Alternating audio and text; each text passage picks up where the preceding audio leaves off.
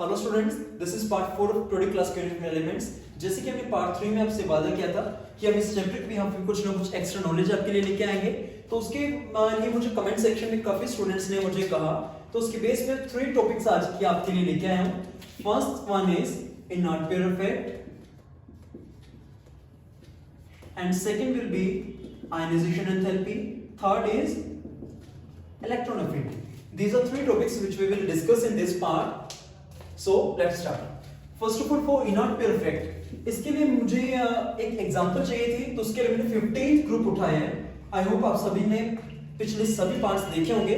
अगर नहीं देखे हैं तो मैं डिस्क्रिप्शन बॉक्स में आपको उनके लिंक प्रोवाइड कर दूंगा, तो प्लीज उन्हें जाएं, उन्हें देखें, ताकि आप इस चैप्टर में ज्यादा अचीव कर सकें जो आपने सीखना है।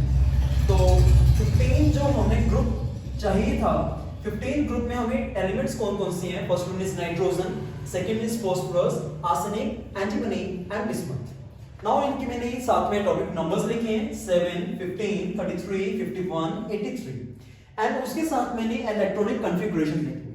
नाउ कभी कई स्टूडेंट्स का डाउट होगा कि इसके सामने मैंने हीलियम क्यों लिखे, यहाँ पे नियोन, आर्गन, क्रिप्टॉन, ज़ीनॉन ये क्यों लिखे, राइट? तो इसका मतलब है कि हीलियम तक की इलेक्ट्रॉनिक कॉन्फ़िगरेशन, देन फर्दर उसकी ये यहाँ नियोन तक की इलेक्ट्रॉनिक कॉन्फ़िगरेशन, देन फर्दर जो बच जाती है वो ये है। As we know that helium, neon, argon, krypton, xenon ये पांचों क्या हैं?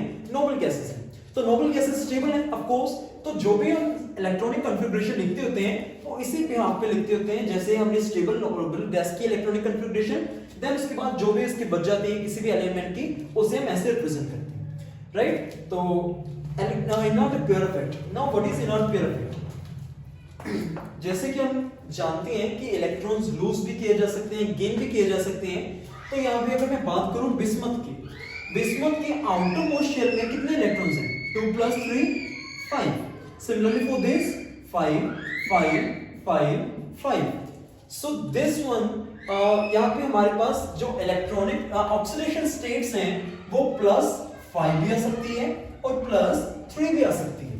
कई एलिमेंट्स होंगे जो सिर्फ ये 3 वाले इलेक्ट्रॉन्स ही लूज करेंगे और कई होंगे जो पांचों लूज कर देंगे, तो उनकी ऑक्सीडेशन स्टेट +5 भी हो सकती है और +3 भी हो सकती है।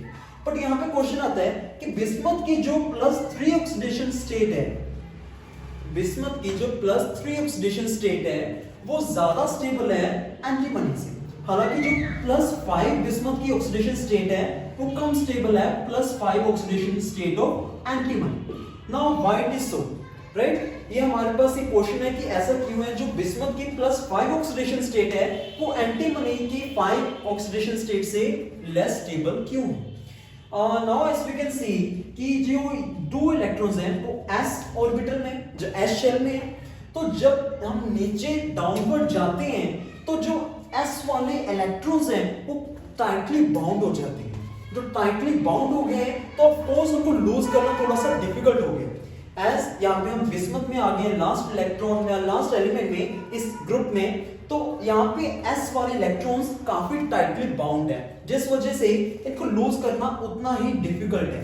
हेंस ये +2 नहीं यहाँ पे आएगा, जो यहाँ पे ये 2 इलेक्ट्रॉन्स हैं ये इनको लूज नहीं करेगा, रादर देन +3। यहाँ पे हमारे पास +3 ऑक्सीडेशन स्टेट आएगी रादर देन +5। आई होप आप सभी को इनर्ट पेयर इफेक्ट समझ में आ गया होगा कि यहाँ पे जैसे मैं अगर नाइट्रोजन की बात करूं तो यहाँ पे +5 भी हो सकता है, +3 भी हो सकता है। हालांकि यहाँ पे +5 भी होता है, +3 मैं इसलिए बता रहा हूँ कि +3 भी हो सकता है। ऐसा नहीं है कि वो सिर्फ +5 भी शो कर सकती है। तो यहाँ पे +5 +3, यहाँ पे +5 पर यहाँ पे +5 है जो वो इतना ज्यादा आता ही नहीं है, वो +5 बिस्मथ की ऑक्सीडेशन स्टेट हो ही नहीं पाती, बिकॉज वो जो ये 2 इलेक्ट्रॉन्स है s सबशेल में वो हो ही नहीं पाते लूज। आई होप आप सभी को ये वाला टॉपिक समझ में आ गया होगा। इनर्ट पेयर इफेक्ट इसका नाम था, जिसको हमने 15th ग्रुप की एग्जांपल्स के साथ समझे। नाउ इसके बाद हम आयनाइजेशन एंथैल्पी की बात करेंगे।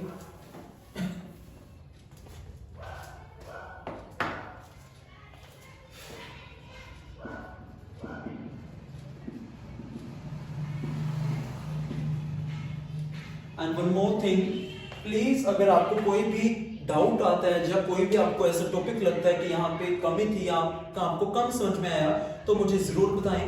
तो आगे से हम फर्स्ट ऑफ ऑल बिकॉज मैं ये सारे जो आप भी कमेंट्स करते हैं वो सभी मैं कमेंट्स पढ़ता हूँ, तो आप जो भी बात शेयर करना चाहते हैं वो कमेंट सेक्शन में जरूर बताएं, तो उसे मैं हम आगे वाले आने वाली वीडियोस में इंप्रूव कर सकता हूँ।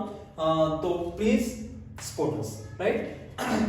Ionization enthalpy. Now ionization enthalpy क्या है? ये लूज इलेक्ट्रॉन्स जो हम करेंगे, जो एलिमेंट लूज करते हैं इलेक्ट्रॉन्स, उसके साथ रिलेटेड है, right. For example if I have aluminium, aluminium का 3+ ऑक्सीडेशन स्टेट होगा, राइट। ये 3 इलेक्ट्रॉन्स लूज करते हैं। एल्युमिनियम का एटॉमिक नंबर कितना होता है? 13। इसकी इलेक्ट्रॉनिक कॉन्फ़िगरेशन 283 और ये 3 इलेक्ट्रॉन्स लूज करते हैं। तो ये 3 इलेक्ट्रॉन्स एकदम से नहीं लूज करते हैं, ये पहले फर्स्ट इलेक्ट्रॉन लूज करते हैं, then second, then third, right. जब ये फर्स्ट इलेक्ट्रॉन लूज कर देगा तो उसकी जो एनर्जी होगी वो कितनी होगी? Ionization enthalpy, that is IE1, right. जो जब इसने फर्स्ट इलेक्ट्रॉन लूज कर दिया, और जो सेकंड इलेक्ट्रॉन है वो लूज करना थोड़ा सा डिफिकल्ट हो जाएगा। नाउ क्वेश्चन है कि ऐसा क्यों, ये सेकंड इलेक्ट्रॉन लूज करना इतना डिफिकल्ट क्यों हो गया?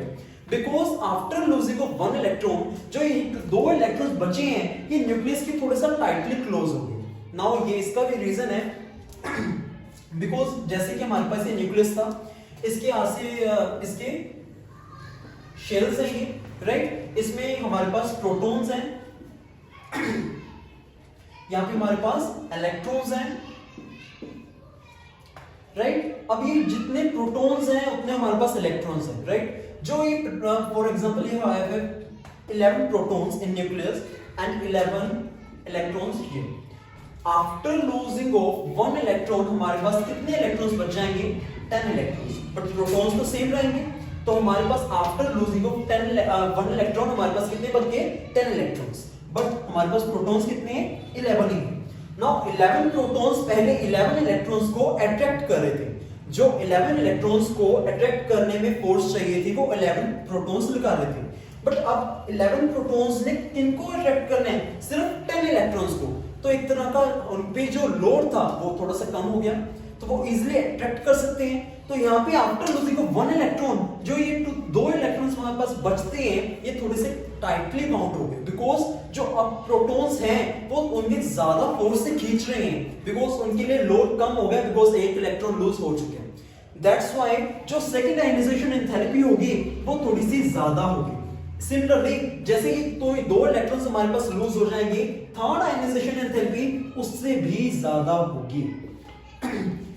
ये हमारे पास रीजन है कि आयनाइजेशन एंथैल्पी हमारे पास ज्यादा क्यों होगी।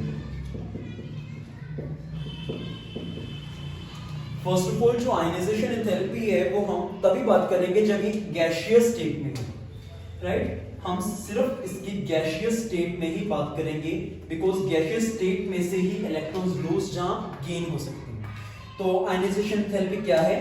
Ionization enthalpy the energy, it is the energy required to lose an electron, it is an energy required to lose an electron from the gaseous state of an element और atom. I hope आप सभी को ionization enthalpy समझ में आ गई होगी। अब जैसे कि हमने लास्ट लेक्चर में इलेक्ट्रोनेगेटिविटी किया था, इलेक्ट्रोनेगेटिविटी क्या था कि किसी भी एलिमेंट की इलेक्ट्रॉन गेन करने की शक्ति कितनी होती है, उससे हम इलेक्ट्रोनेगेटिविटी कहते हैं, राइट। अगर आपने लास्ट लेक्चर देखा है तो आपको पता होगा कि इलेक्ट्रोनेगेटिविटी क्या था। Electronegativity. Similarly we have electron affinity. उसी तरह से हमारे पास इलेक्ट्रॉन अफिनिटी है। इलेक्ट्रॉन अफिनिटी क्या है? Energy required to gain an electron, right. जो एनर्जी हमें एक इलेक्ट्रॉन गेन करने के लिए चाहिए। For example if I have oxygen, oxygen का इलेक्ट्रॉनिक कॉन्फ़िगरेशन हमारे पास क्या है? ऑक्सीजन का first of all atomic number, oxygen का एटॉमिक नंबर है 8, electronic configuration 2, 6। To become stable it needs 2 electrons more, so इसके हमारे पास ऑक्सीडेशन स्टेट क्या आएगी? 2 नेगेटिव। तो ये 2 इलेक्ट्रॉन एक बार में अटैक नहीं करेगा या फिर गेन नहीं करेगा, ये पहले एक इलेक्ट्रॉन गेन करेगा, देन सेकंड इलेक्ट्रॉन हमारे पास आएगा। तो जब इसने एक इलेक्ट्रॉन ऑक्सीजन ने गेन कर लिया, अब हमारे पास वही एग्जांपल है, for example if I have 11 protons 11 electrons, तो इसने हमारे पास पहले क्या है 11 प्रोटॉन्स 11 इलेक्ट्रॉन्स, तो इसने एक इलेक्ट्रॉन अब क्या कर लिया, गेन कर लिया। ये मैं कोई भी सिंपल एग्जांपल ले रहा हूं, ऑक्सीजन की बात नहीं कर रहा, ये कोई भी सिंपल एग्जांपल लिया मैंने। तो आफ्टर गेनिंग ऑफ 1 इलेक्ट्रॉन हमारे पास कितने इलेक्ट्रॉन्स हो गए, 12 इलेक्ट्रॉन्स, बट प्रोटॉन्स हमारे पास सेम है। तो जितने फोर्स पहले 11 प्रोटॉन्स 11 इलेक्ट्रॉन्स पे लगा रहे थे, वही अब 11 प्रोटॉन्स ने 12 इलेक्ट्रॉन्स पे लगाना है। तो लोड उन पे क्या हो गया, यहाँ पे कम नहीं हुआ, लोड ज्यादा हो गया। इन्होंने वही फोर्स 12 इलेक्ट्रॉन्स को अट्रैक्ट करने में लगानी है, तो यहाँ पे जो इलेक्ट्रॉन्स हैं वो थोड़े से ज्यादा अगर यहाँ पे रिपेल होंगे। फॉर एग्जांपल अगर एक और इलेक्ट्रॉन ने आना है, जैसे इसमें 2 इलेक्ट्रॉन्स ने आना था, तो इसमें एक और अभी इलेक्ट्रॉन ने आने, इसमें 13 इलेक्ट्रॉन्स होने हैं, तो ये कहेगा कि थोड़ा सा रिपेल करेगा, बिकॉज इनसे 11 प्रोटॉन से तो 12 इलेक्ट्रॉन ही नहीं समझ रहे, बिकॉज एकदम से लोड इंक्रीज हो गया।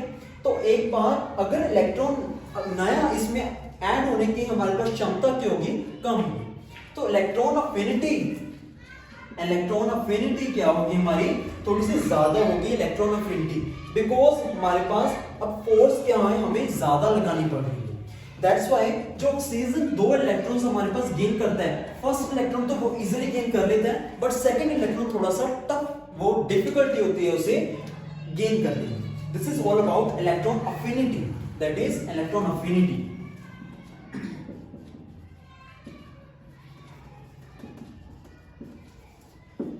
एंड विद दिस हमने तीनों टॉपिक्स कवर कर लिए। First one was inertia effect, second was ionization enthalpy and third is electron affinity. तो मुझे उम्मीद है कि आप सभी को समझ में आ गए होंगे। Thanks for watching.